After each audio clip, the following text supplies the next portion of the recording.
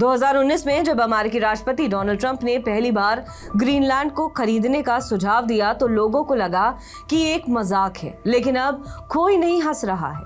विदेशी दखल अंदाजी की चिंताओं और ग्रीनलैंड वासियों को अपनी किस्मत खुद बनाने का अधिकार रखने की मांगों के बीच इस द्वीप के प्रधानमंत्री म्यूटे बोरूप एगेडे ने 11 मार्च को समय से पहले संसदीय चुनाव कराने का आह्वान किया।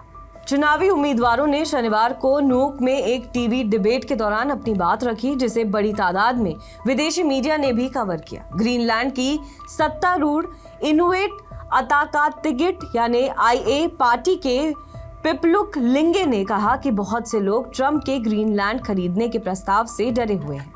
लिंग ने आगे कहा कि नियंत्रण और स्वामित्व यानी कंट्रोल और ओनरशिप, इन शब्दों का इस्तेमाल करते हुए हमने पहले गठबंधनों से नहीं सुना है। इसलिए हम वास्तव में अभी यूरोप की तरफ देख रहे हैं कि क्या हम अपने संप्रभु राष्ट्र को सुरक्षित करने के लिए उनके साथ एक मजबूत बंधन स्थापित कर सकेंगे।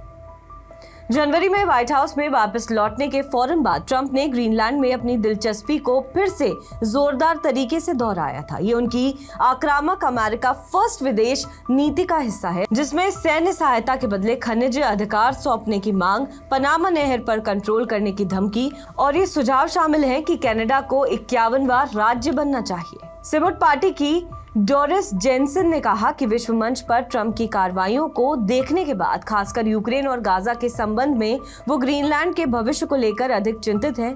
जेनसन ने कहा कि हम दूसरे देश से दोबारा उपनिवेश नहीं बनना चाहते। ग्रीनलैंड डेनमार्क का एक स्वशासित क्षेत्र है जो लंबे समय से अमेरिका का सहयोगी है, जिसने ट्रंप के प्रस्तावों को अस्वीकार कर दिया है। डेनमार्क ने भी ग्रीनलैंड के आजादी के अधिकार को मान्यता दी है। बीते 5 साल को अमेरिकी संसद से एक बार फिर से डोनाल्ड ट्रंप ने डेनमार्क के एक स्वशासित क्षेत्र और दुनिया के सबसे बड़े द्वीप ग्रीनलैंड को हासिल करने का ऐलान कर दिया है। उन्होंने धमकी भरे अंदाज में ग्रीनलैंड को अमेरिका में शामिल होने का न्योता दिया है।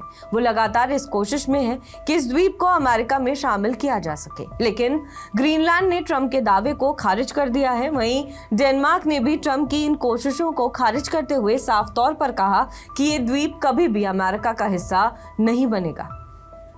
ट्रंप के बयान पर डेनमार्क की प्रधानमंत्री मेटे फ्रेडरिक्सन ने कहा था कि ग्रीनलैंड का भविष्य क्या होगा, ये तय करने का अधिकार सिर्फ यहाँ के लोगों के पास है। ग्रीनलैंड यहाँ रहने वाले लोगों का है, ये बिकाऊ नहीं है। अपने इस रुख को लेकर वो मजबूत हैं। यहाँ के लोग ना तो डेनिश बनना चाहते हैं और ना ही अमेरिकी। अमेरिका को ये बात समझनी चाहिए कि हम लोग ग्रीनलैंडर्स हैं। वहीं ग्रीनलैंडर्स के प्रधानमंत्री म्यूट एगेडे ने भी ट्रंप के दावे को खारिज करते हुए अपने सोशल मीडिया पोस्ट में लिखा कि ग्रीनलैंड के लोग अमेरिका का हिस्सा नहीं बनना चाहते। ट्रंप ने ग्रीनलैंड को लेकर कहा कि वहां के लोगों को अपना फ्यूचर तय करने का अधिकार है। अगर वो अमेरिका से जुड़ते हैं तो उनका फ्यूचर और ज्यादा अच्छा हो जाएगा। उन्होंने धमकी वाले टोन में ग्रीनलैंड को अमेरिका में शामिल होने का न्योता देते हुए कहा था कि हम इस तरह से या उस तरह से ग्रीनलैंड तो ले ही लेंगे।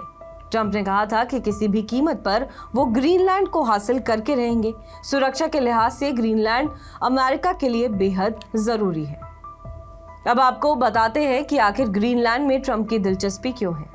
दरअसल ग्रीनलैंड में अमेरिका की दिलचस्पी की कई वजह हैं। पहली ये कि ये द्वीप उत्तरी अमेरिका से यूरोप तक के सबसे छोटे मार्ग पर स्थित है। यहाँ पर दुर्लभ खनिजों के कुछ सबसे बड़े भंडार हैं जो बैटरी और उच्च तकनीक वाले उपकरणों के निर्माण में अहम है। ग्रीनलैंड में एक बड़ा अमेरिकी सैन्य अड्डा भी है। ट्रंप हमेशा से ही ग्रीनलैंड को अमेरिका का हिस्सा बनाने पर विचार करते रहे हैं। दरअसल डेनमार्क के प्रधानमंत्री मेटे ने अमेरिका के ग्रीनलैंड खरीदने के विचार को खारिज कर दिया था, जिसके बाद ट्रंप ने 2019 में अपनी डेनमार्क की यात्रा भी रद्द कर दी थी।